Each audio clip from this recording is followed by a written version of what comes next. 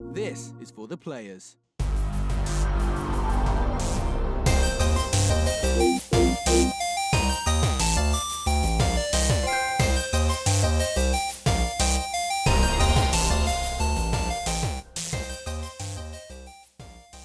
I'm Ryan Betson. I'm Max Cooper. And this is For the Players, the PopCulturists PlayStation podcast with over 40 years of playing PlayStation and 10 plus years in that games media combined. I'd like to thank you for joining us in this PlayStation conversation. This PlayStation conversation happens every Monday morning at 8 a.m. on podcast services including Spotify, 9 a.m. on the YouTubes. If you want to join that PlayStation conversation, head on over to our Facebook, Discord, Twitter, Instagram, all the links in the description below. If you want to join the PlayStation conversation as it happens, head over to twitch.tv/thepopculturists where you can watch us record this show live, as well as play games and record our other show, The Young and the Wrestlers.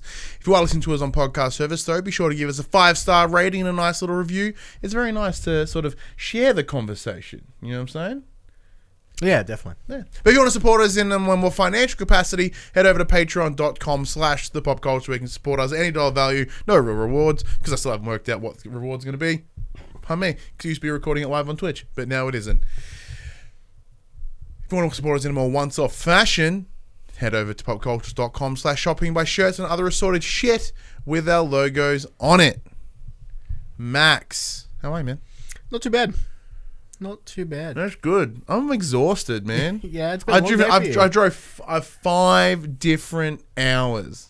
5 different hours? Yeah, they're all different. Not the same ones. Thanks, Dash. One take. Thanks, Dash. That's right. I mean, you got here late. We practiced before we started. Yeah, we did a practice couple before the live went off.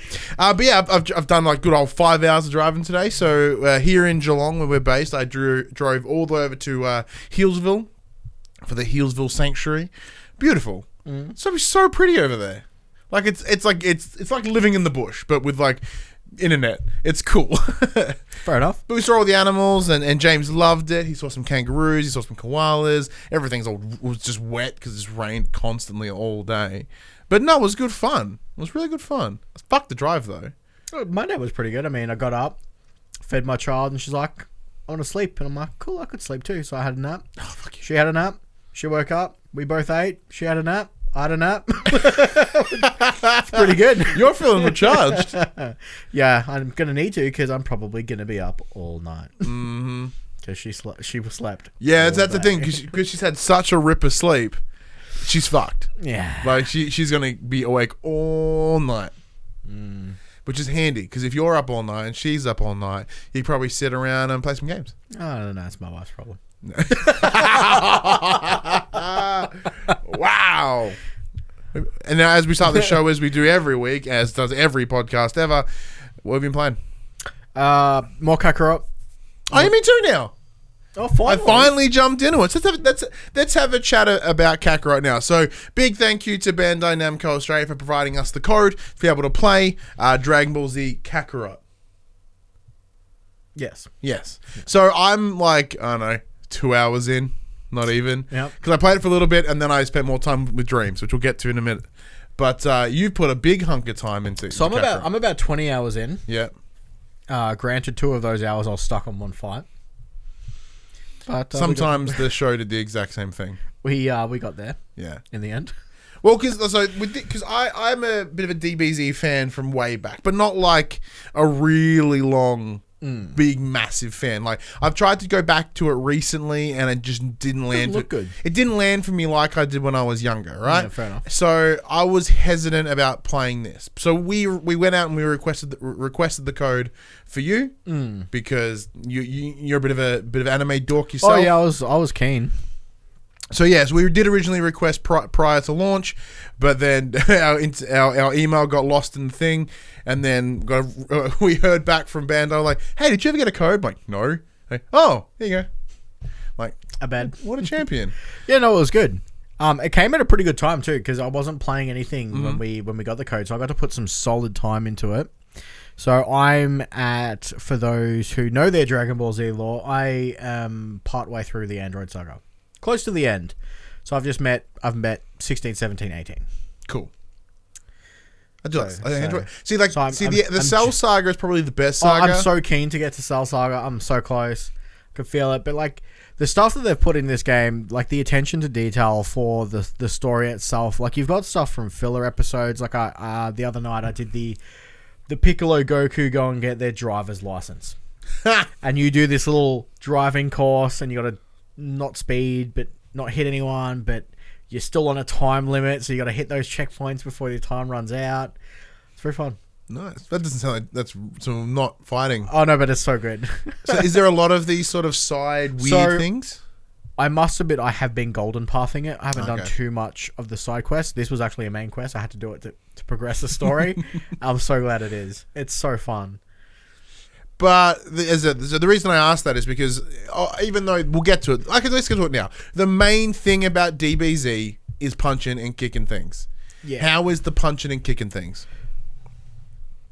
It's kind of, because it's not a pure fighting game, the combos are all the same for every player. So you mash a melee combo. Well, I'm playing it. You mash a melee combo to the point where you knock them away, and then you special attack them. Yeah. And then you kind of just rinse, repeat that.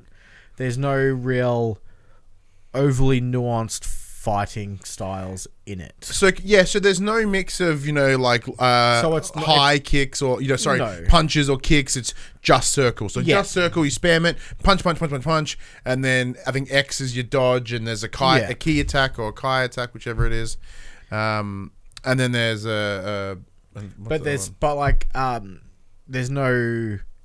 there's no like you hold circle to do like a power attack or a heavy attack. It's just you have melee attacks, you have ranged attacks. That's kind of it. Mm-hmm. And then super attacks. Yeah. So it's very easy for people to pick up and play. The combat's really simple. The combat is tight. Mm-hmm. Like they've added some great additions. I like the fact that you can block mid combo. You're not kind of trapped into this. I'm just going to take all this because I missed the block the first time, so I guess I'm just going to have to eat this 50 hit combo now. Mm-hmm. That is a big thing. Oh, that's so good. Yeah, because Raditz was doing. Cause like I said, I'm still early days. I'm still in the Saiyan saga. So Raditz was doing his like big old blasting. I'm like, and like I took like 10 of them. Like fuck, and then I like put the guard up, and then I didn't eat shits, which is nice. I've unlocked a few transformations, so it's really important to read and find out what those transformations do because I killed myself using one of them. What? How? So Goku's Kaioken increases your attack, but you constantly lose health while you're in Kaioken form. What? And I didn't notice this, and I killed myself. myself. So I'm like, hang on, how'd I die? I didn't get hit. And then I read the tooltip. It's like, bro, you're losing health constantly. I'm like, that makes sense. Yeah, look, Risk reward. I like it.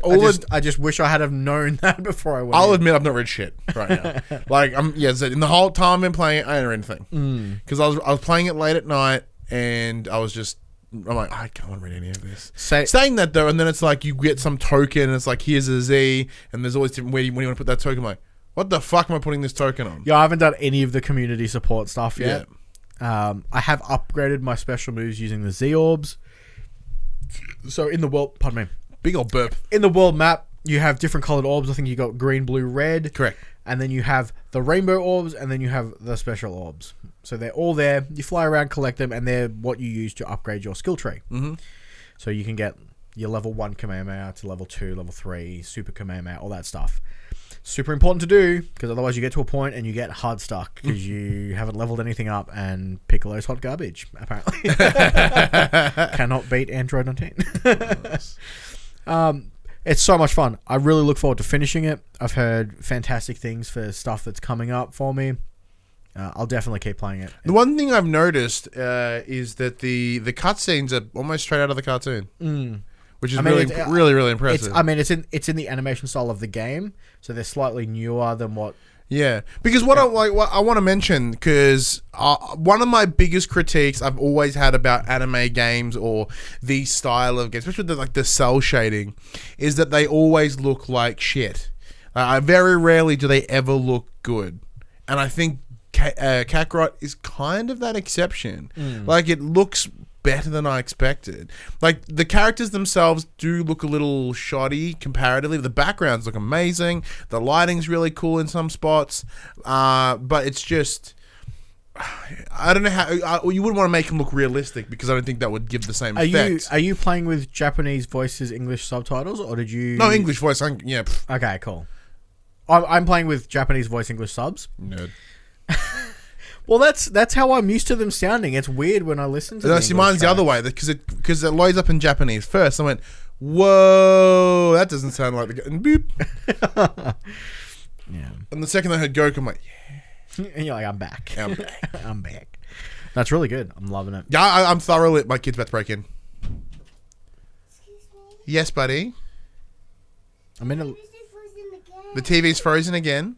All right, you're gonna have to go ask mummy because I can't help you right now. Shut the door, please. I mean, listen, Thanks, got buddy. good manners. He walks in, excuse me, I need help. The TV's frozen. That's true. It was very polite of him. He didn't like kick the door down like normally. Well, yeah. So he's currently watching YouTube, which is obviously very dangerous because he could be watching anything.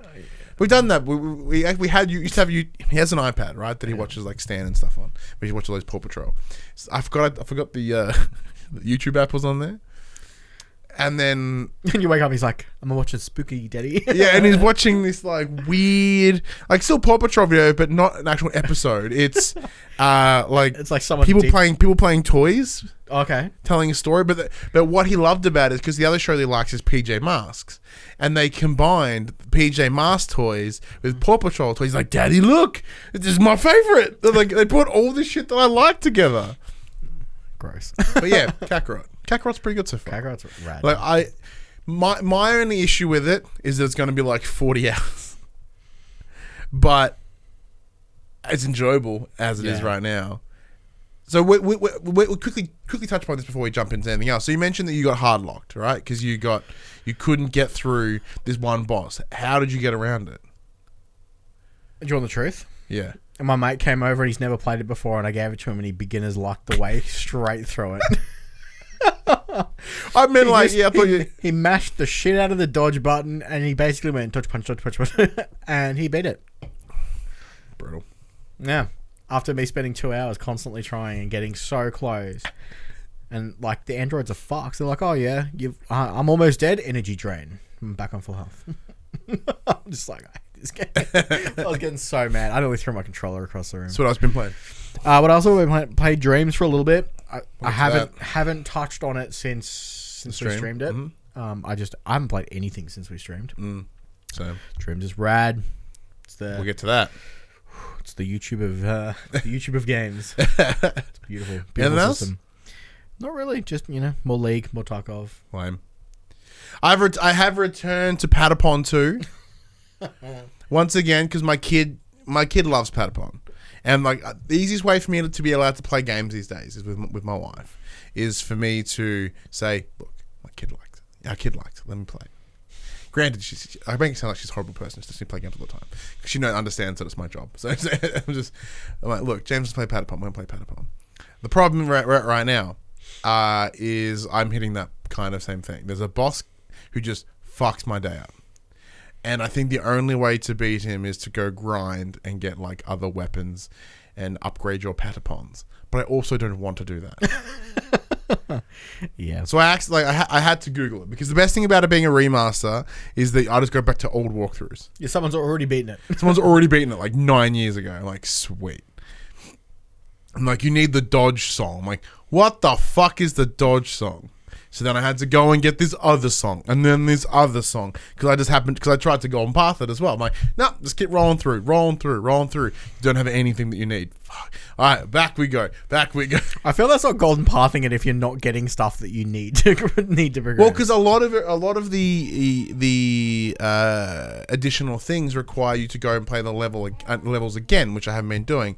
Yes, buddy. You're also not wearing pants. You got to do wheeze.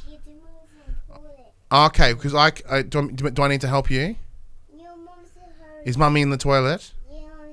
Alright, everyone's learning a lot about my house right now. Do you want me to take you to the toilet? Yeah, I have a share. Okay, you talk about something, I'll take my son to the toilet. Come, buddy. Good times. Hey, buddy. Well, now that he's gone, I can talk about all the other stuff that I'm jumped into Escape from Tarkov. Fantastic for a pre-release game. I unfortunately had to go out and buy more RAM for my PC because my PC couldn't run it. Well, constantly crashed, was horrible. Put new RAM in, perfectly fine, everything's wonderful. I still can't believe he's playing Patapon 2, even if it's an excuse for his son to enjoy it. Dreams is rad. Everyone should definitely pick that up. What else have you guys been playing? You back? Yeah, back. That was quick as. Oh no, because look, hang on. Let me point out something.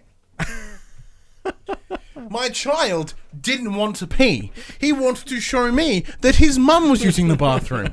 No, go back to mummy. He's wanted to show me that someone else was using the toilet. He's like, it's not just me. Everyone does it. He's like, what? When does this happen? What did you talk about while I was out?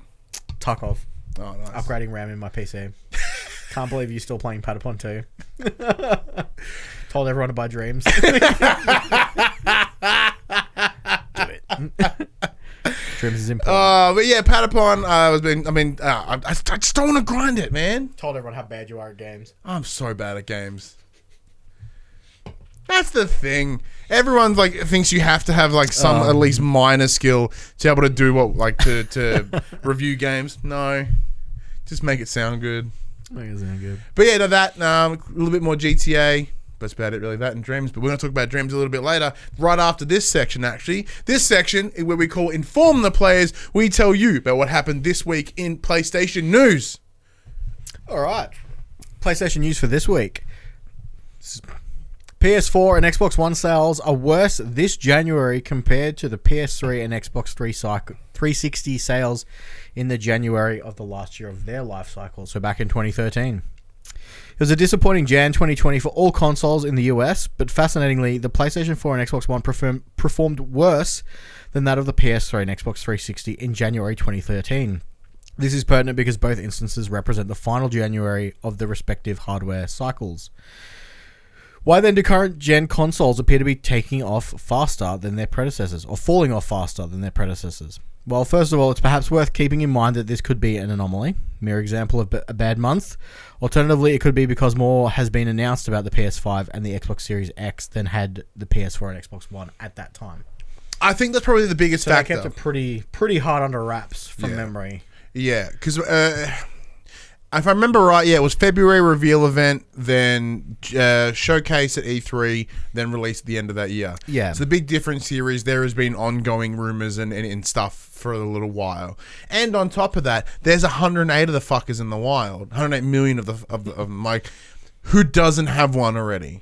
Yeah, and at this point, no one's going to be buying one who doesn't already have one that's not going to just be waiting for... Yeah, so it's waiting for next gen. It's understandable why Xbox has gone, because they've revealed the console now. Like, this is what it is. Here's the thing.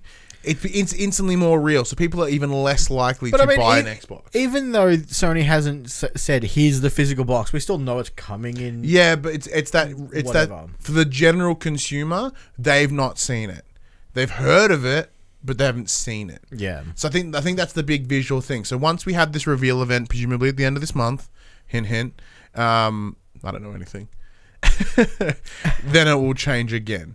If anything, it may increase because people will assume the prices will drop as PS5 comes closer, but I'm not surprised by this. Yeah, I'm not overly surprised. Yeah, it makes sense for me, and the big difference here is I don't think neither PS3 nor Xbox 360 were at these numbers.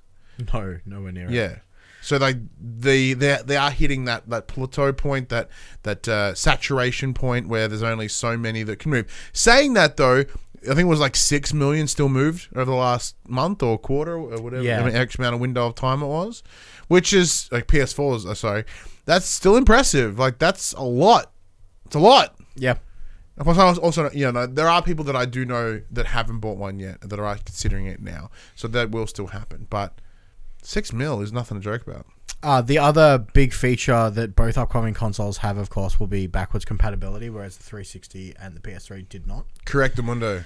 So that's one of the other things as well. I'm like, well, if I haven't bought a PS4, no, that's always one of my biggest hatreds. Like, should I buy a PS4 now? It's like, dude, it's 7 years in. Why the fuck have you not bought one? If you give that much of a shit, you would have already bought one.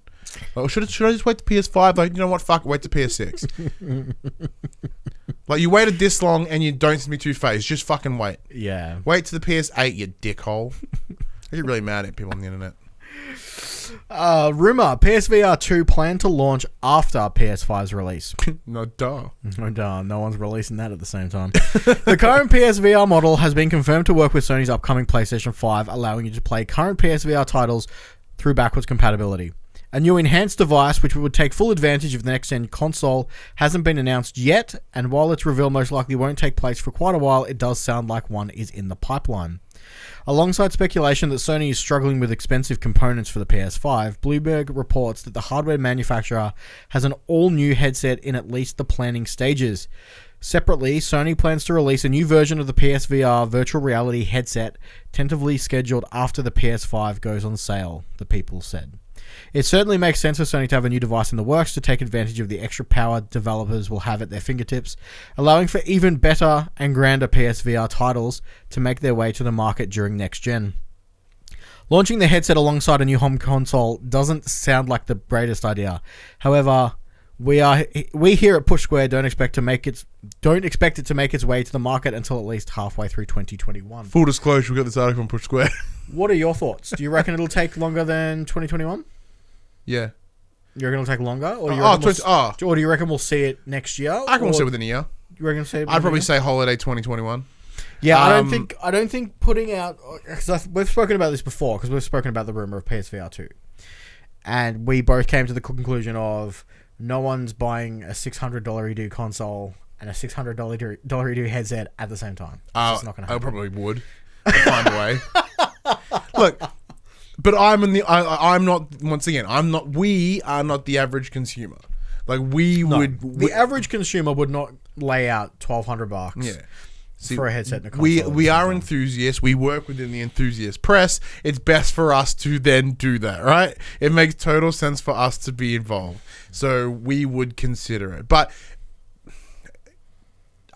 you're spot on, though. It is unfeasible to put them both out at the same time, especially financially. Because if you have a look at even just the cost of the PS3 at launch, that was so expensive here in Australia. And then they wanted to add something on top of it with, like, as an example. Like, say, as we get into this more potential prices, of the PS5,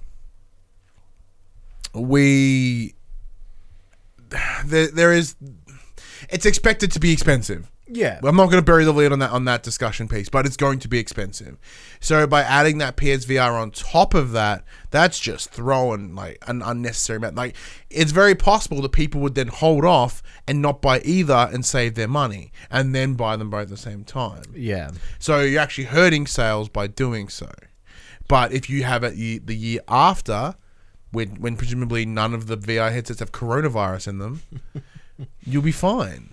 See, I know this is early days. I know they're just rumors, but it's a little disheartening to hear that they've got plans in the works for a new headset, but they haven't mentioned anything about new controllers, new camera, or anything like that yet. Yeah. Presumably they will be coming if they're working on a new headset.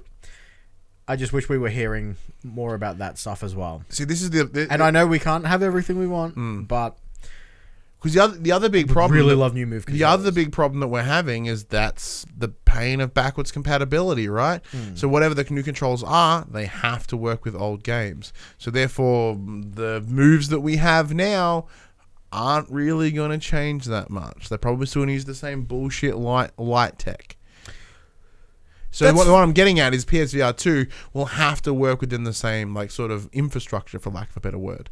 You know, it's they can't and then go, look, we're completely re-changing how VR works. No, but it's fine doing the light tracking. It's not actually. Well, it's not. But for what the games are on PSVR, generally, most of the time, light tracking is fine. Look, it still works, but it's not the same as a Vive or an Oculus room scale, right? No. Like, room scale is the best way. So that way I can turn and look in any direction and I'm not being hindered. Because VR is all about that immersive experience. If I slightly turn too far to the left and it's like, oh, were you covering your hand? It's like, oh. I mean, realistically, if they just give us more cameras. Yeah, that's pretty true. That's very true. And the controller layout is not really an issue because we've been using cross, triangle, circle, square for yonks. Yeah. Just put a thumbstick on it. That's it. Put a thumbstick on it. Well, since you've Buried the lead on that buried the one. lead on that one, PS5 price wars. How much is the PS5 going to cost is the question that we simply won't know the answer to until Sony slaps a price point on its next-gen machine. But an interesting new rumor suggests that the console could end up being more expensive than initially planned. Rumor coming from Bloomberg, citing anonymous sources, according to the articles, PS5 manufacturing costs may be on the rise because of DRAM and NAND flash memory. The components are supposedly in such high demand because of next-gen smartphones. In other words, Sony might have to pay more to secure a steady supply of these parts for their PS5. With rising manufacturing costs, Sony could be forced into a position where it has to bump up the PS5's retail price. The estimated manufacturing cost of one PS5 is around $450 US when taking these components into account. Potentially, this means that the next-gen console's price tag could be creeping closer to the $500 mark, depending on how much profit Sony wishes to make on the unit. However, Sony won't be looking to profit on console sales alone. Let's not forget that the PSN is worth an absolute fortune.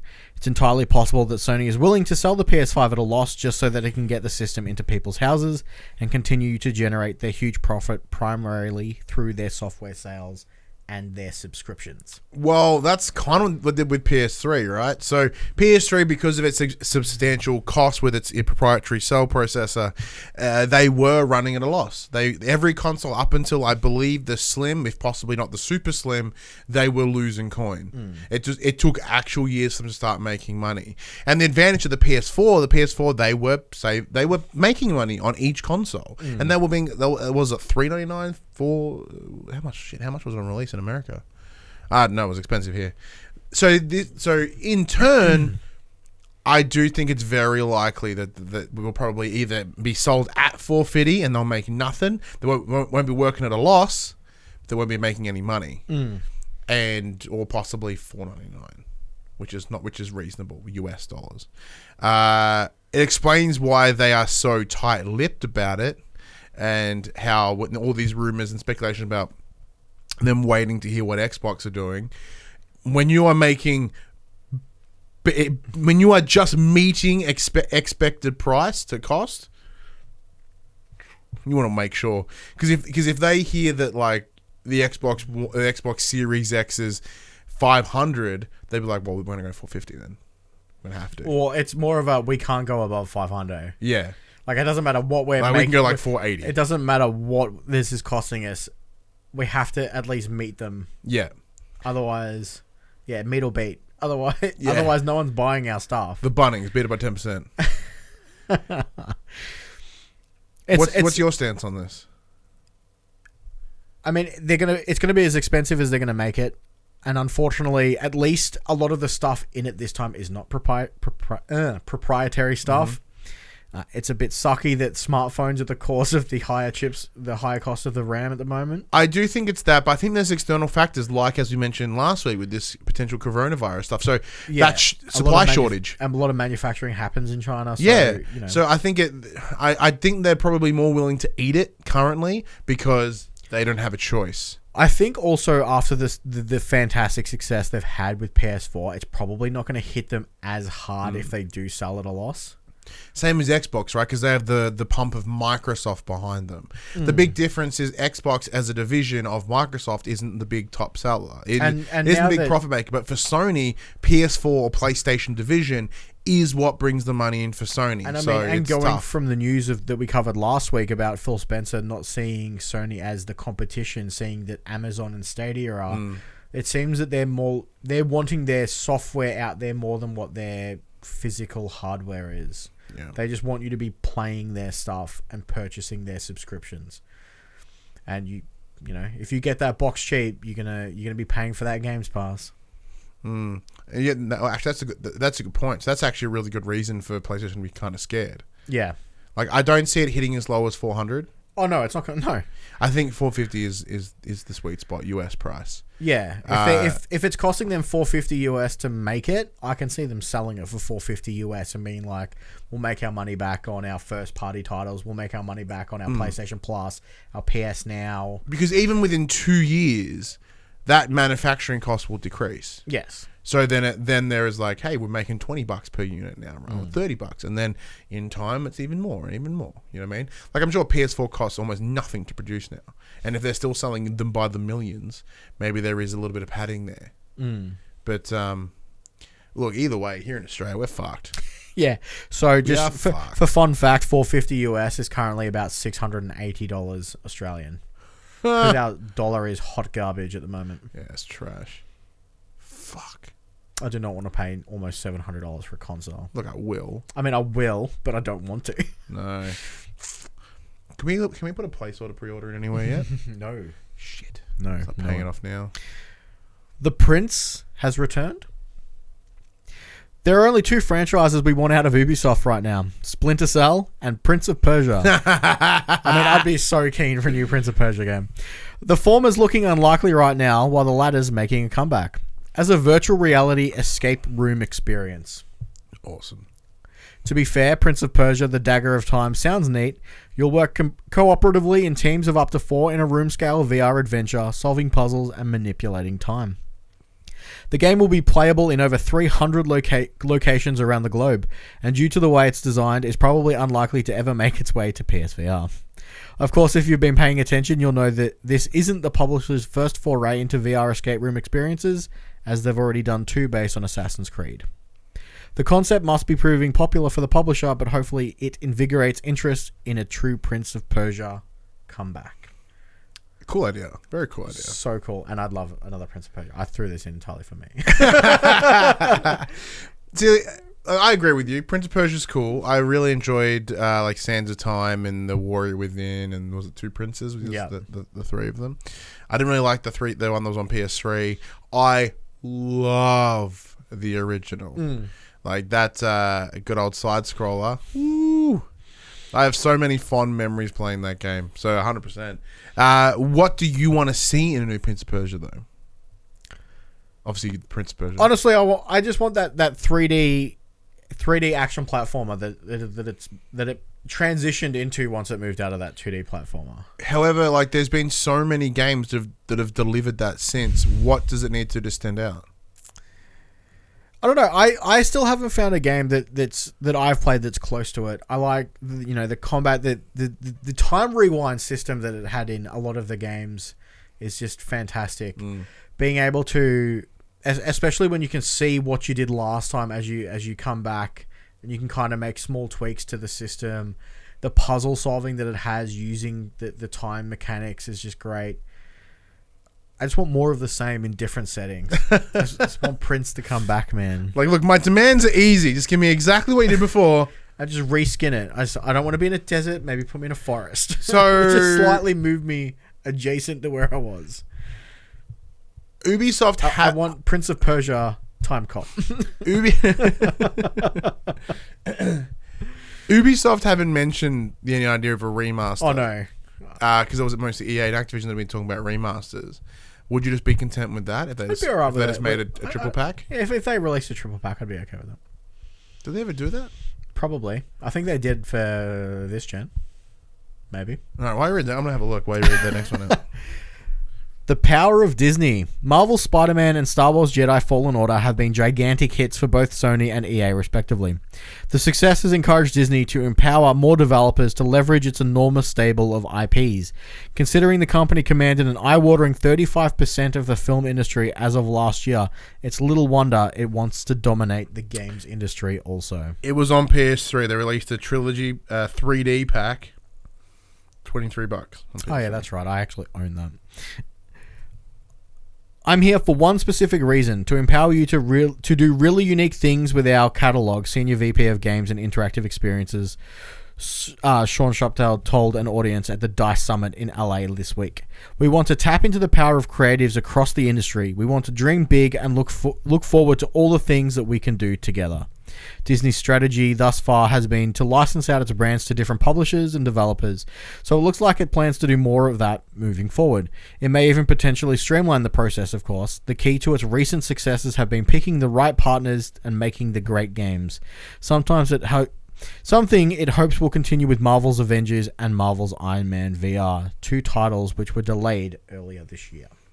the approach that Disney have taken about finding the right people for the right IP is tremendous. Yes. For the longest time, games were just shoveled to like someone like Activision or some random fuck that would just make subpar movie tie-in games. I think having them separate from the movies is what's also incredibly important, because that way they're not then forced to release it at the exact same time as that movie. But then again, we haven't really seen movie tie-in games for like the longest time. But with the success of Spider-Man, completely understandable why they're getting this. If they want to release games that are based on their movies, give me an Enter the Spider-Verse game. Ooh, give me that. Let me play all the Spider-Mans and Women's. See, the trick here is that Disney now own fucking everything.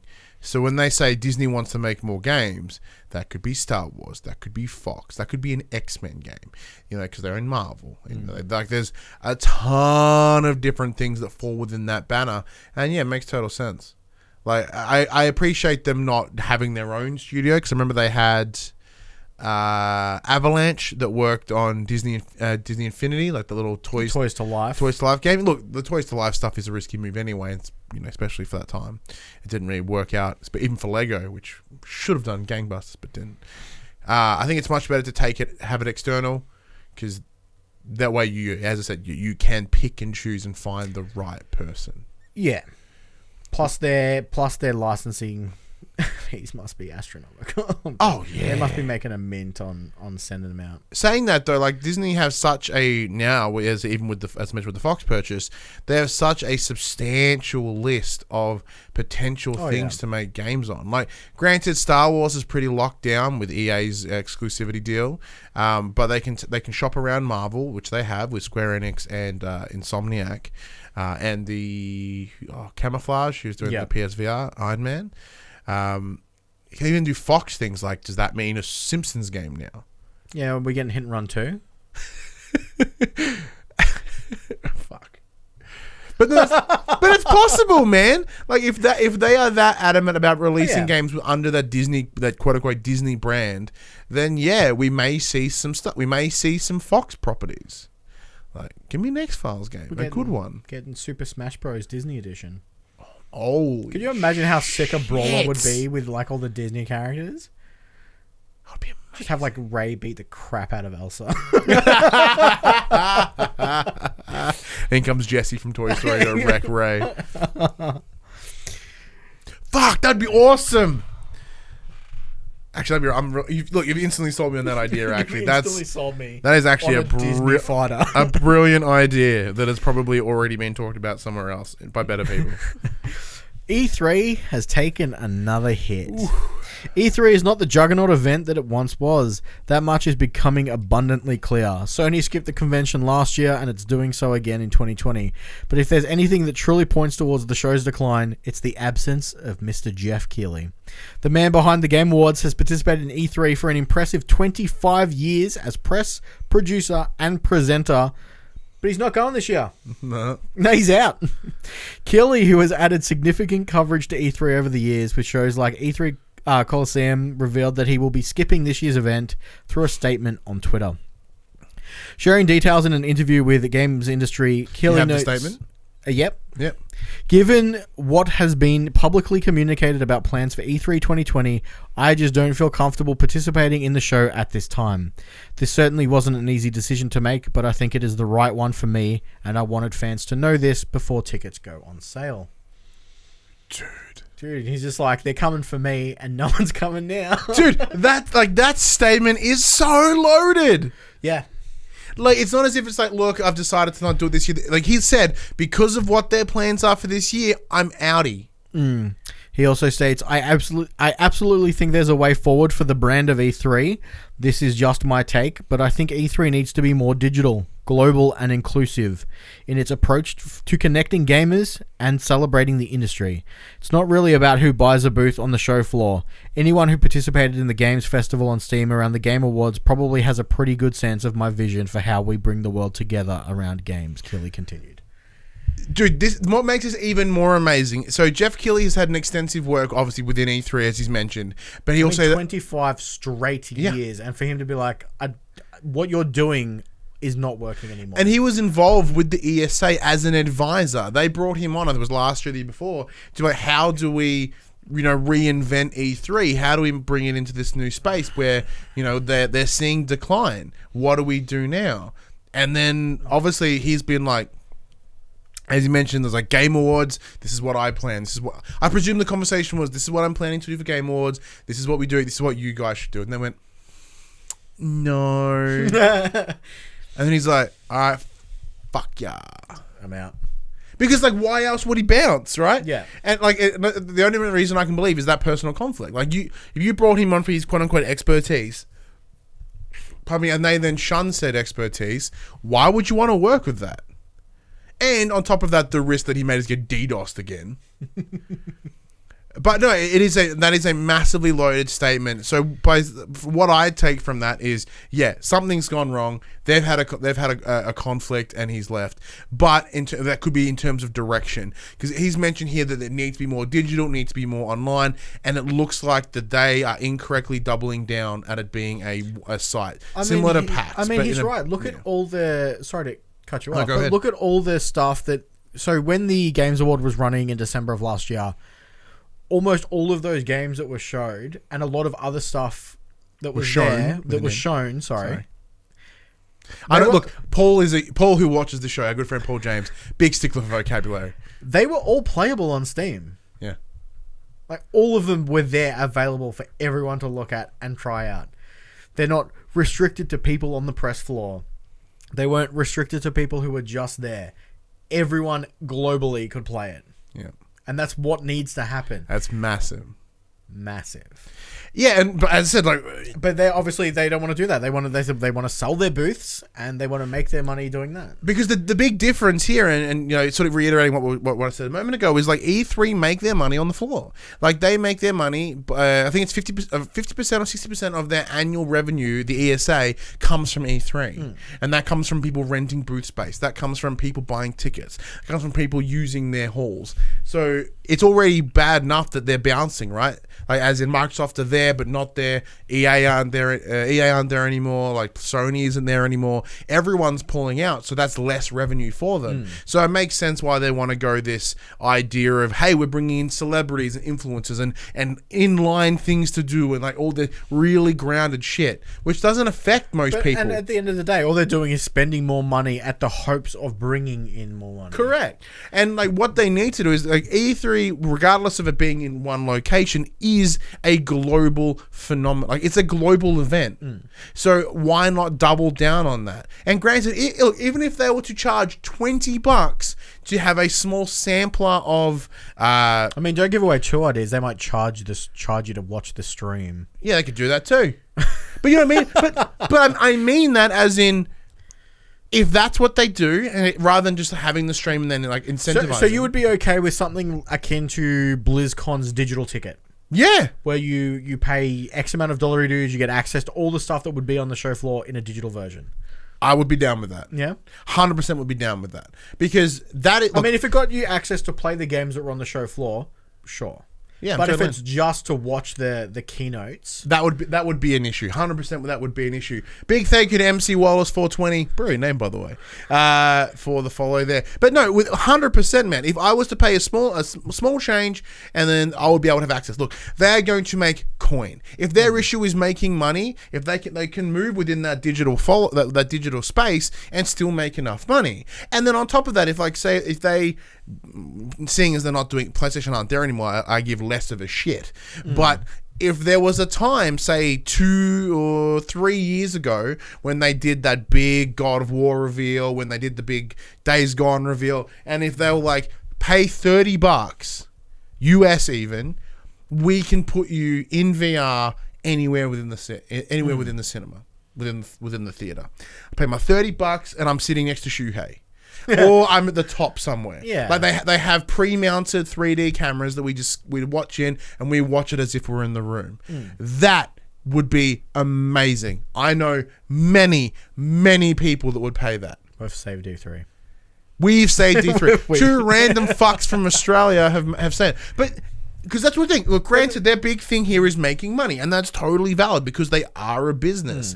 But they're doubling down in the wrong space. If anything, it's just showing how behind the ESA are, because they are relying on such old methods within gaming. Granted, that window, there was a window of time where that was it. E3 was the mecca, and everyone wanted to go there. But now, when you've got the likes of PAX and Gamescom and Tokyo Game Show and all these other events that are doing bigger and better things, and on top of that, delivering more to the consumer directly, why the fuck do people want to go to E3 anymore? Yeah. Speaking of PAX, PlayStation are holding up their word. They are going everywhere. But yeah, man. So PlayStation are taking their stuff to PAX East. Sony may not be attending to E3 2020, but it promised it would participate in many other consumer events around the globe, and it's not messing around at PAX East 2020. The Japanese giant is showcasing a plethora of PS4 biggest releases, including... plethora. Yeah, I know, right? No one ever uses plethora enough these days. Including The Last of Us Part 2 and Final Fantasy VII Remake. The full roster of playable titles is Cloudpunk, Doom Eternal, Dreams, Final Fantasy VII Remake, Gone PSVR, Last of Us Part 2, Marvel's Iron Man VR. Oh, juicy. I wish I played that at PAX last year. PAX East. MLB The Show 20, Mosaic, Moving Out, which is you're looking forward to. Yeah, SMG, man, Strain, man, woo, woo. I played that in like beta, went to the head office and played it. Oh, nice. I'm so hard for that game. Nioh 2, One Punch Man, A Hero Nobody Knows, Paper Beast, PSVR, a lot of VR titles here, really good. Pixel Ripped, 1995, Predator Hunting Grounds, Remnant from the Ashes, The Room VR, Space Channel 5, Spelunky 2, Trials of Mana, Zombie Army 4. So, fair few newer titles that have yet to be released, and a lot of bangers that are here already. Now, did they mention these are all playable, or they'll just be there? No, they are. This was the full roster of playable titles. Holy, they are all playable. Fuck. So hopefully these are all coming to PAX Australia. The big difficulty here is because PAX Australia is in October, right? Almost all of these will be released by then. Yeah, I know. But you mentioned there's a lot of VR titles. That's awesome. There's so many VR titles. Because the best way, like, it's very difficult to showcase VR and as an incentive, right?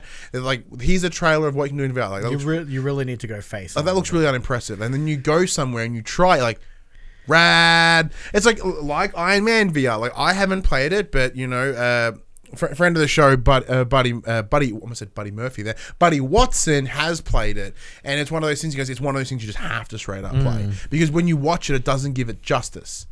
And I think most VR has done that. I think you watch any VR trailer and you're like, yeah, VR is really hard to sell when you're not in the space. Exactly. It's really hard to sell a 3D experience, scope of what you can do. A 3D scope experience on a 2D plane. Yeah, it's very rough. Very if you're rough. following my words here. Well, yeah, because even like Farpoint, which I'm pretty sure, do you still have my aim gun? I do. Ah, cool, You're never getting it back. No, I just wanted to know where it was. I don't think I'm ever going to use it, but you're never getting it back. No, I've used it. I used it for Farpoint. Yeah. Fantastic. Well, because like Farpoint looks really bland in a trailer. Until you have a spider jumping and then you literally play it, at your face. And it's a ton of fun. So it makes total sense why there's so much of that on the show floor. In terms of Last of Us, as an example, Cyberpunk, I wait and see. No Cyberpunk. Sorry, Cyberpunk. Doom Eternal, Final Fantasy VII. Obviously, they will be released. Final Fantasy VII will be playable because we played it here at PAX Oz last year. Final Fantasy I played last year as well. So, like, though they make more sense. Same as Avengers. Avengers was playable last year. Saying that, though, like, even for PAX Oz, they did say that, Death Stranding was going to be on the floor. And they said that, Cyberpunk were going to be on the floor. But they were there as, like, videos. They weren't there as playable games. And I would imagine that these would probably be in the same space. Like, hey, here's a video of something. Well, that happened to me when I went to PAX 2-3 years ago. I lined up for ages for Detroit Become Human. And I saw a sick video. Oh no, it was God of War actually. It was God of War. God of War. Yeah, God of War. Should have asked me. I would have told you that. It was mad though. I'm glad I lined up and enjoyed it. Got a poster of it. Yes, so did I actually. I don't know where I put that. And one's framed in the hallway. But look, if this is how they plan to deliver the PlayStation stuff Experience it. Yeah. within the next 12 months up until PS5, this is how it's done. Oh, yeah. This is how it's done. It makes me so damp in the front area for PAX Oz, because presumably PS5 is about to launch or may have launched. Because my presumption is that it's like mid to late October, and PAX Oz is right in the middle of October. So either it's a week away or it's like right there. Quantic Dreams looking to self-publish. Cool. So Detroit Become Human developer Quantic Dream may have become a household name due to its collaborations with Sony, but the French studio is now planning a future where it will self-publish. As a part of a blog post celebrating its 23rd anniversary, the studio suggested that it'll be looking to support other companies in addition to continuing to create its own games. It wrote, "This new venture will allow us to make decisions in total independence and to address the technological and strategic opportunities of next-gen platforms. It will also allow us to help other devs by providing investment and development support so that they can fully express their talents. We want to support creators of original projects and help them in turn to achieve their visions and offer quality, groundbreaking experiences." The firm went on to say that it sees this as more of a transformation than an evolution, and that with its independence intact, it will continue trusting in the idea of making games that are different. Sounds like the future is bright, and we can't wait to see what they've got in store for PlayStation 5. I'll let you put your thoughts on before I drop mine in. I think it's always good for a studio that's got a big name behind it to help other people out and open their doors, give them help when they need it. I think Quantic Dream games are fantastic, and that giving them their own independence and not having to answer to someone else can only benefit them. They obviously know what they're doing. I mean, they just celebrated their 23rd anniversary. They're obviously, they know what they're doing. They know their stuff. Their games have been immaculate lately. I mean, Detroit Become Human was fantastic.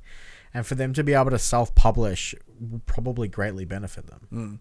I think the reason behind this is there is this big movement right now, as we mentioned last week with Platinum, is for people to publish themselves.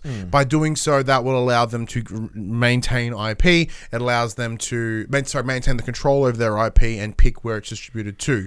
Because one of the big examples is like with Bayonetta 2 and 3 currently locked on Nintendo. Platinum cannot access it and put on other platforms. Even right now, Bayonetta is coming out this week on PS4. Platinum see nothing. Well, they'll get some of it, but they have no control over it because Sega are choosing to do it. The other good thing is it also allows them to spend the time that they need to take on their games. They're not getting rushed or pushed to release to meet someone else's deadlines. That's totally true, because like when somebody else's money is involved, it makes total sense. On top of that, though, with the recent backlash of recent controversies that Quantic Dream were facing around Detroit, well, it was mostly around Beyond Two Souls. Do you remember all this kerfuffle? Sony pretty much cut the cord. They were like, no. So to Sony's, I wouldn't even say to their credits, I guess whether they agreed to it or not, whether it might have been a contracty thing, they have essentially given them back to Quantic Dream. So hence why we saw them on PC this year or last year. Yeah. And that comes from, because most other deals, if you cut that tie and you're a second party developer, the publishing rights stay with whoever paid for it. Yeah. So they were very lucky to come out, similar to Destiny, very lucky to come out on the other side with that in their hands.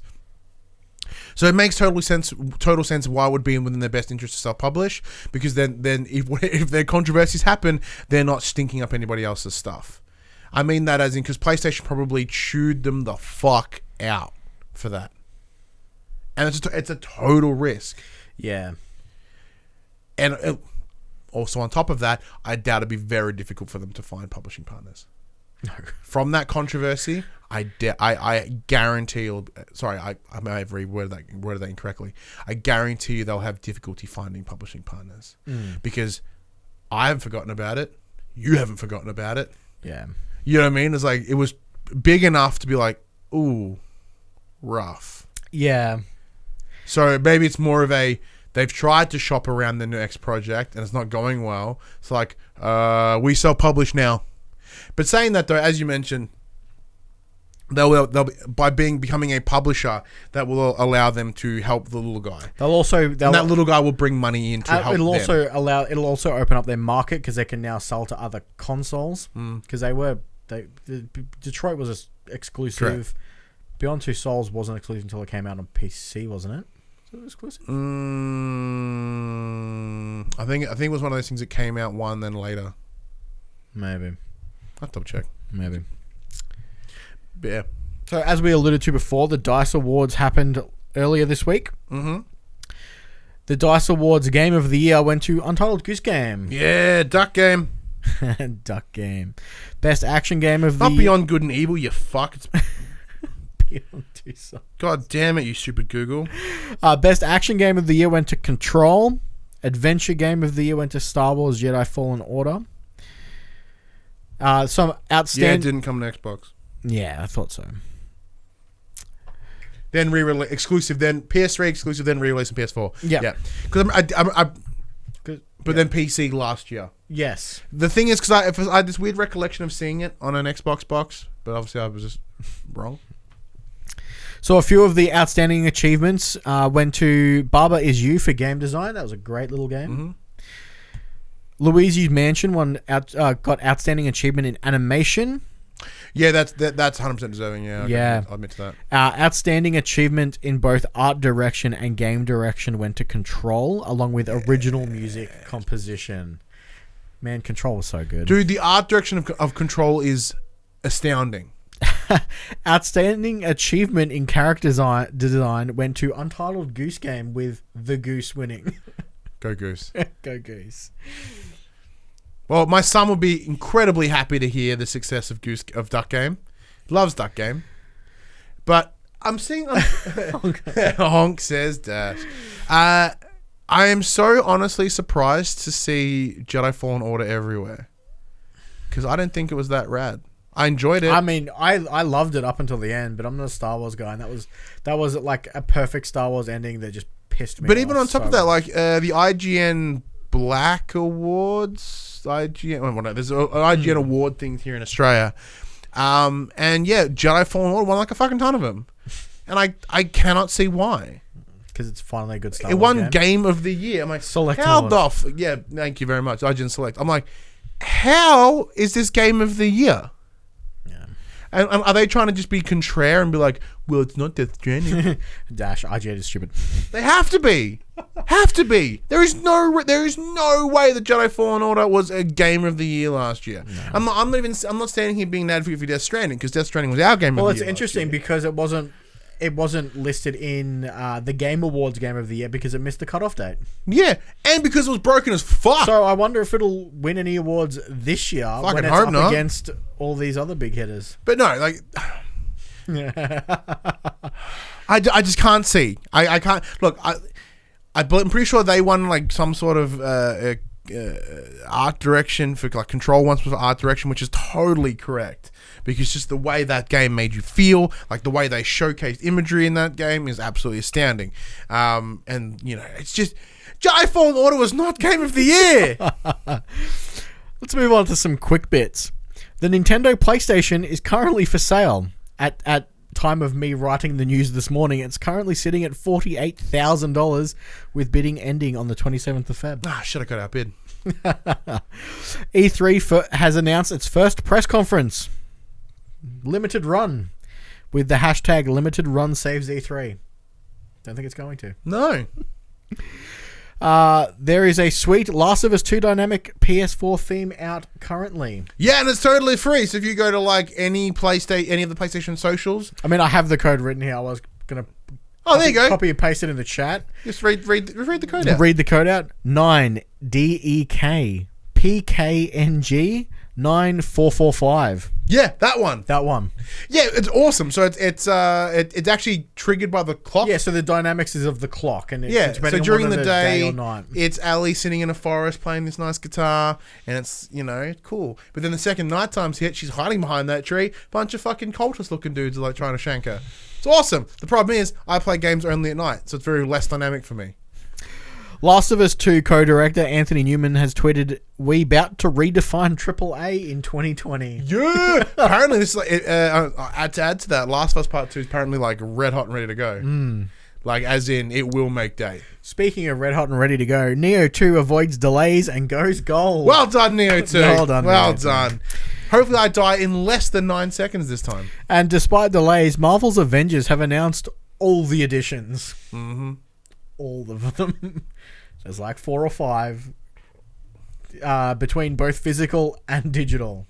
Wait, what? Yeah. So there's different. Yeah.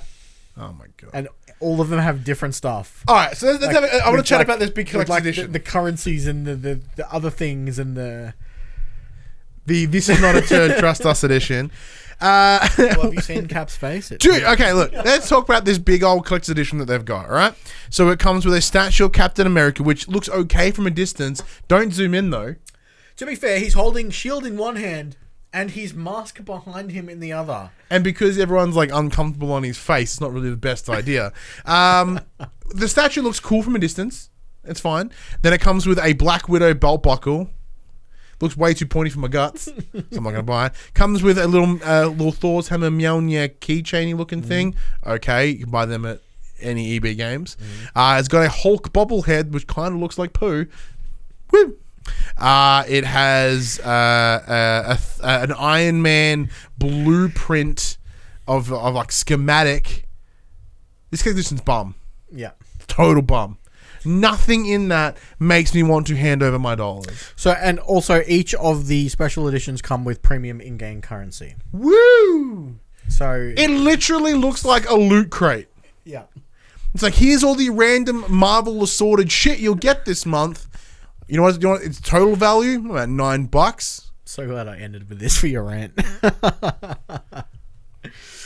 Look, there is totally a problem with collector's editions. Collector's editions have drastically waned over time, right? They have really started to suck a whole bunch of arse. So what was the last collector's edition you bought and what did you get from Days it? Gone. Days Gone. It came with that statue behind me. It came with a bandana, some patches, but additional cool little things, right? But for me, the whole reason you buy a collector's edition like that is the statue.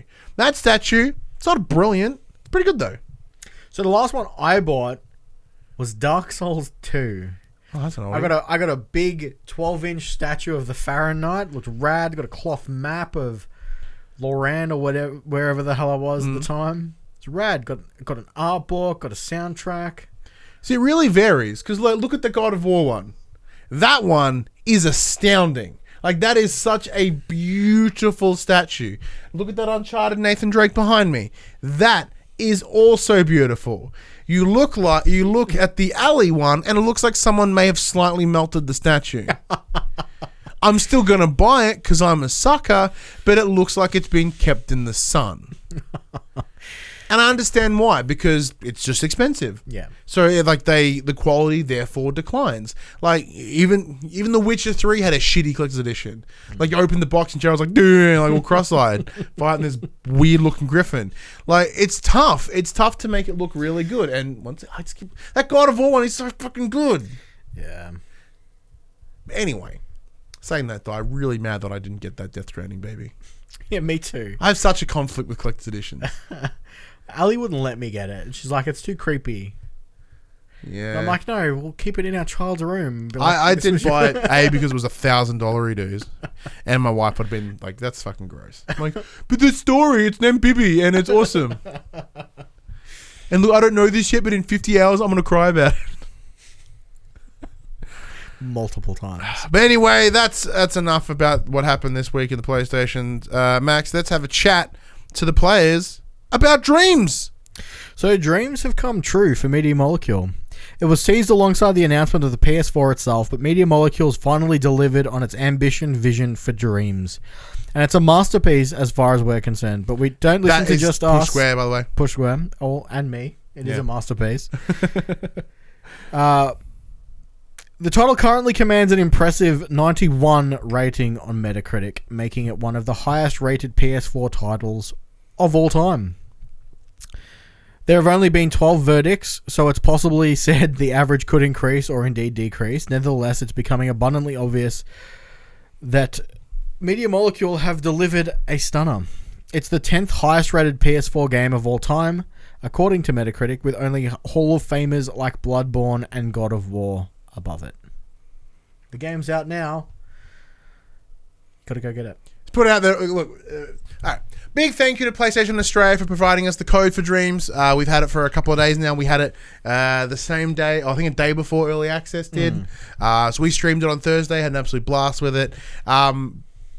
But before we get into the actual discussing of Dreams, let's update our fantasy draft. The numbers are not looking good for me. What we did at the start of this year for our fantasy draft, which we did, and then everyone else did. Every podcast ever did a fucking draft. And granted, even I stole this idea from Paul. So we each picked 8 games for the year. I was The Last of Us, Resident Evil 2 remake, Resident Evil 3 remake, Doom Eternal, Marvel's Avengers, MLB The Show 20, Little Nightmares 2, Predator Hunting Grounds, and Dreams. Max, Cyberpunk 2077, Final Fantasy VII Remake, Watch Dogs Legion, Ghost of Tsushima, Persona 5 The Royal, Iron Man VR, Dragon Ball Z Kakarot, Vampire the Masquerade Bloodlines. So as it stands right now, because of Dreams, I'm sitting at a score of 92. Now, once again, as we hit the end of the year, we will recalibrate the scores as per that time of the year, because that's only fair, because it allows for flux. And you're on 73. And the worst is yet to come because... Well, Legion. It looks like Legion's coming though. So I hope Legion comes this year. Otherwise, I'm hoping Legion is like the total black horse and he's just gonna carry me over. Doubt it. But Dreams is rad. So we spent about 2.5, 3 hours with it on stream. Now you've played more of it than that. That's the only time that I've spent with it. So we just did dream surfing. Yeah, we just dream surfed. So we were chatting with the people watching, and there were some excellent people that joined us in the chat, like Multimoo and Blah and Pork, and just all these creators that were just so enthusiastic about Dreams that were coming in and chatting with people. And these are people that have been playing Dreams for 2, 3, 6 months. Yeah, like that since the creator beta. So they were then recommending one for us to check out, their own ones. They were showing us, Pork's incredible, like Silent Hill-esque first person, as your son refers to it, the spooky game. Yeah, it was incredible. Yeah, and to think that I think he said that he finished it in 2 to 3 months. Sorry, for context, we should explain for those that don't know. So Dreams, at its core, is a game engine. Yes. So what you do is you go in there and you can create mini games, small games, big games. It is a game creation tool hidden behind the guise of a game. So by having it hidden within a game, it allows for relatively organic creation process because they've simplified a lot of the there's no coding. It's all in-game creation, right? It's really intuitive. So it's this new platform that allows you to make cool shit and share it, which is the principle that Media Molecule has followed since Little Big Planet. Create, play, share, and this is the personification of that in a bigger, true to life, like massive fashion. But yeah, so like one of the ones we did spend time was I forget what it was called, sadly, but Pork is one of the guys that could create it. He had a longer name, but we just shortened it. Yeah, it is this Resident Evil. It's the Silent Hill first-person spooky game set in like an office building, and it's a ripper. It's an absolute ripper. So good. I soft broke it by hiding in a cupboard. Soft locked yourself inside a cupboard so you couldn't interact getting back out. That was fun. That was awesome. But Beyond the Nightmare says Dash. Thank you, Dash. Thank you, Dash. Yes. So if you can, you're playing on Dreams, go check it out. Beyond the Nightmare is awesome. So from there, we went to these puzzle games, to this game where you just launch kittens everywhere, to this beautiful Death Stranding-esque exploration game. Yeah, was incredible. It was Constellation, I believe. Yeah, Constellation. Yeah, that's spot on. And then there was like a Wipeout clone, and there was just the scope that is possible within Dreams is genuinely gobsmacking. Right? It is absolutely astounding. It's filled with its fair share of copyright infringements. Oh yeah, and whatnot. But but I think if you're there with a creative enough mind, I don't think there's much that you wouldn't be able to make. Correct. And like, because on top of that, we're seeing playable games, we're seeing videos, we're seeing animated shorts.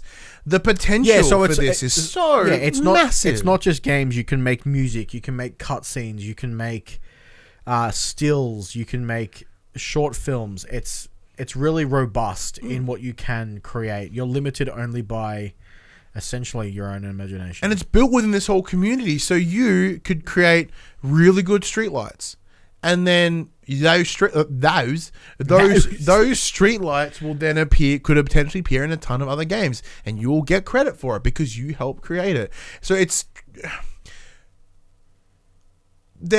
from what I'm seeing, there is nothing quite like the community-driven creation of Dreams. Yeah, and I think this is definitely going to be made or broken by its community. Yeah, I think if hopefully the community lives and sticks around and supports itself for quite some time, because I think if they all left, it would be a huge issue. Yeah, and I think there'd have to be some big breaking shit for that to happen. Yeah, because I know a lot of people that we played a lot of their stuff, and it was designed on the pre-release, the creator alpha or creator beta. And they said a lot of stuff kind of broke when the full game released, because the full game obviously added all the stuff that wasn't in the creator beta. And they said, hey, we did run into a few issues because the coding changed slightly. So it's good that that people are aware of that. But, oh man, some of the stuff. And I mean, even if you're not creatively minded, because I really want to make something, and I will make something. But you have a limitless supply of things to do, things to look at, things to consume, and it's one of those things that will only grow over time. Like, we had a good and it will also only get better over time. That was my point. So like, we played pre-release, we played during the 3 days within the 3 or 4 days of early full release access for all people that were on the beta. So we got to see some really cool shit, right? Just before release. However, now that full release, and then people that may have been curious now jumping in, give it 6 months, give it 2 months, and we are going to see some really, really cool shit. Yeah. Excuse me. I'm just like, my big goal is so small. I want to build this set. My big goal is small. My big goal is small. I want to build this set in Dreams, and I want to one day we'll record a podcast as normal, but it'll be done within Dreams. Like, we'll just put the audio clip over the video, and it'll just be you and me sitting, these two models just moving and like doing the show. That sounds good. But yeah, so have you dicked about in the creator tools? So I've done. So there's there's a set of tutorials to learn how to use the creator tools, to learn all the control schemes, how to copy, paste, cut, all that stuff. I've done about 2 or 3 of the first tutorials, so very basic stuff. This is how you search for items, this is how you place items, this will allow you to rotate it, put it on a different angle, you can copy, you can paste, so basically the way it teaches you this is you're essentially building platforms for your character to jump up to collect new items to use to create your home world. Yes. So there is no. So you do have a home base, kind of like what are they? What are the things I get so mad at them, but this one I'm okay with. A hub world. You have your own hub world, which you can deck out and so one of the viewers on Thursday actually invited us to his hub world, Multimoo, and he's like, see if you can actually get to my house. Because you can die when you go to people's homeworlds. They can set booby traps and all kinds of fun stuff. So it'll be interesting to see not only what people come up with for their games or their movies. It'll be It is a little bit disappointing that there isn't a quote campaign per se, like a single player campaign. But it is primarily the tutorials. So there are Media Molecule made Dreams. Yeah. And apparently they are fantastic. A lot of the people recommended us to play. We wanted to play community ones, though. I think it was Arts, I think it's called. But yeah, we wanted to see what the community had. We wanted to check out the viewer levels. I mean, Dreams was such a good stream. Oh man, I think Dreams will really become that when we have. And I think they pointed out that there was a Twitch extension, so they can send us levels and we They can go can look send at us it. levels and we can go look at them. And Well, yeah, I'm 100% putting I mean, that it in. makes it so interactive for not just you guys, but for us as well, to be able to, for that quick and ease of. Because, yeah, when there comes a week, we don't like, what the fuck are we going to play this week? Let's just go dick about in dreams. And that's probably what's going to happen. Let's just dream surf. Let's go do this. Yeah, let's just go find cool shit to hopefully play. we can find cooler wrestling games than the one that we've. Like, we did end up in the weird part of dreams, which was fun. But, yeah. Funnily enough, all the games that we saw were very PG. Yeah, true. Like one of the things we've always talked about was there just this forest of dicks in VR. I mean, generally, if people have freedom, some people abuse that. Yeah, I do. If I can draw a dick, I'm gonna draw a dick. And maybe I think we need to be the PopC presents Dick Forest. No, call it Dick Bush. No. But yeah, man, like, look, this is really a first impressions more than a full review because the scope of this game is massive, and we have not had the time with it. Like, we've had a couple of days, but it's just not enough. It's really not enough. Like, it would take a couple of days just to surf through all the content that's already there, and that's not even touching on you building your own stuff or it's just. I can't wait to dream some more. Yeah, so this will really be an ongoing sort of review, I guess, for us, because each week we'll spend some more time with it. Another thing I want to do, which is straight up an idea that I've kind of stolen from the Platinum Explosion, is that they are playing all the Impy winners. I'm like, well, yeah. I mean, it makes sense. Because like they've always been big platinum, big dreams marks because they've been playing it for the longest time, and I was like, oh wait, and then I played it. I'm like, all right, what? Yeah, So, I'm in. I'm like, son of a bitch, I'm in. Like, what's these impies, huh? Like, what's these impy awards? Like, how do I get in this? How do I make some impy games?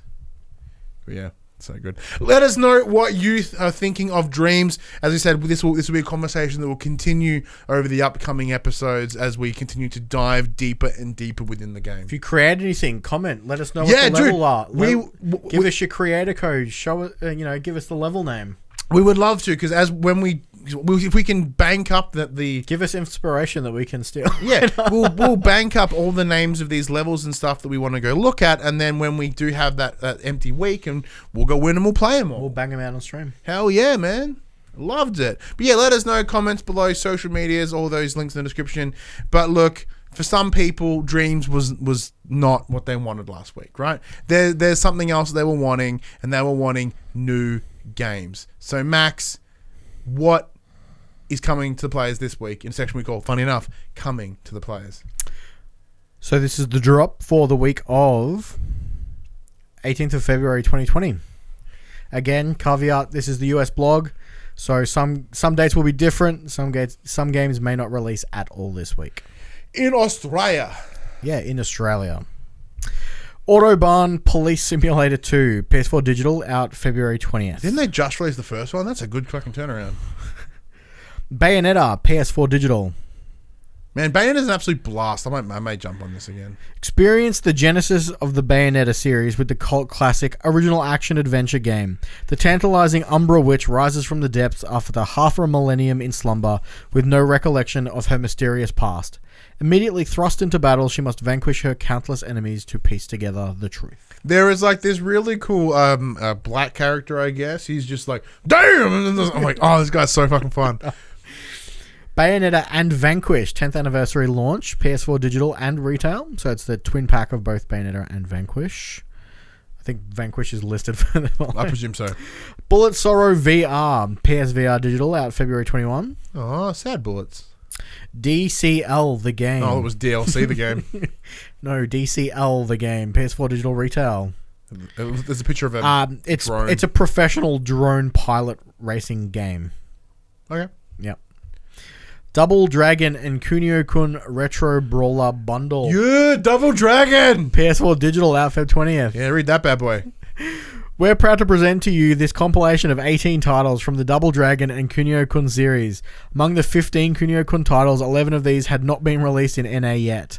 All in All the in-game text has been translated to English. Choose between playing Unlike the this podcast. choose between playing the original version or the quality up version. Some Now- games features the original version only. Dash, who's a big weeb in the chat. Cunha, that's River City Rampage and stuff, yeah? He'll come back to me on that. We'll come back here. Draugen, PS4 digital, out Feb 21. Hunt Showdown, PS4 digital retail. Savage Nightmarish Monsters roam the Louisiana straight to reading swamps. this one out. Oh, this is a big one. This is a big one. Hey. Savage Nightmarish Monsters roam the Louisiana swamps, and you are part of a group's rugged bounty hunters bound to rid the world of their ghastly presence. Hunt's competitive match-based gameplay mixes PvP and PvP elements to create a uniquely tense experience where your life, your character, and your gear are always on the line. You're a bit hard on for this one? Yeah, I played this in early access release. It's rad. Katana Kami, PS4 digital, out February 20th. Nighton Plus, PS4, PS Vita digital cross-buy. Tried to read ahead a little bit too much. Townsman, A Kingdom Rebuilt, PS4 digital, out February 20th. Oh, that's interesting. Do you want to read it for you? Sure.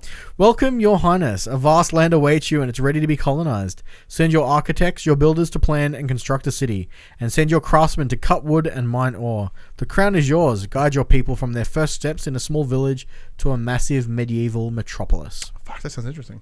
Vanquish, PS4 digital. The other half of the Bayonetta Vanquish party. So Hunt Showdown's the big one this week, Yeah, you Hunt reckon? Showdown's pretty big. Obviously, Bayonetta and Vanquish, both solid titles. Yeah, man. I mean, they are 10 years old now, but Look, Bayonetta is a given. Bayonetta is hard because, like we said before, they're kind of locked on Nintendo, or the newer ones are locked on Nintendo consoles. So if you come and play number one here on PS4, you're kind of stuck. Yeah, but if they buy it, then maybe incentivize them to make more dollar dues, you know what I mean? Hope so. Anyways, this is where you do the next part. Oh, I do the next part, don't I? You do. Not that one. Not that one. That one. I shouldn't need it. This PlayStation conversation happened at night. No, apparently I do. Yeah. This PlayStation conversation happens every Monday morning at 8 a.m. on podcast services, including Spotify, and 9 a.m. on those YouTubes. If you wish to join us in that PlayStation conversation, head on over to our Facebook, our Discord, Twitter, Instagram, all the links in the description below. If you want to join that PlayStation conversation as it happens, head over to twitch.tv/thepopculturist, where you can join us as we record this show live, just like Dash did, just like MC Wallace. I read that as like, what's the Marcel Wallace from Pulp Fiction. So Marcel Wallace 420 and Clown Pup did. It's much appreciated.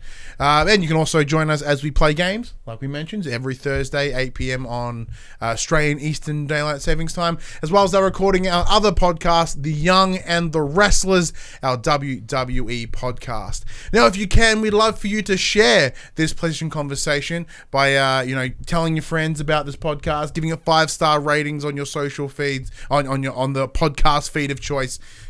Letting people know, getting them involved in this chat is a great place to start.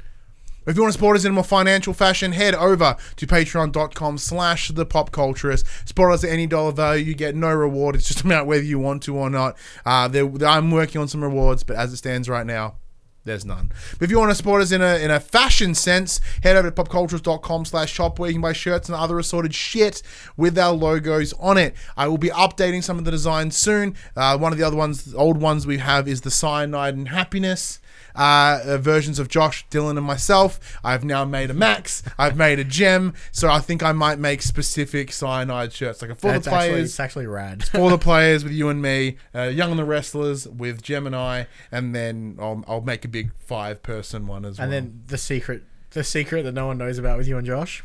Yeah, and then I'll blur out what the title of that one's going to be. But anyways, thank you everyone for joining us once again. I hope you've enjoyed the show. We'll be back this time next week talking more PlayStation-y things.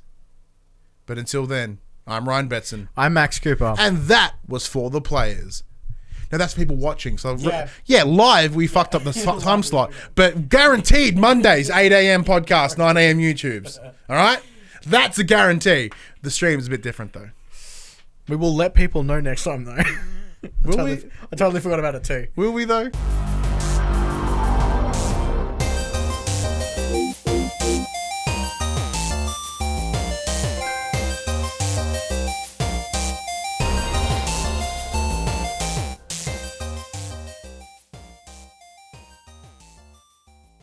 For the players, the PopCulturists PlayStation podcast is fan-supported at patreon.com/thepopculturists. And we'd like to thank our Patreon producers and our Patreon founders for their kindness, their support, and their generosity.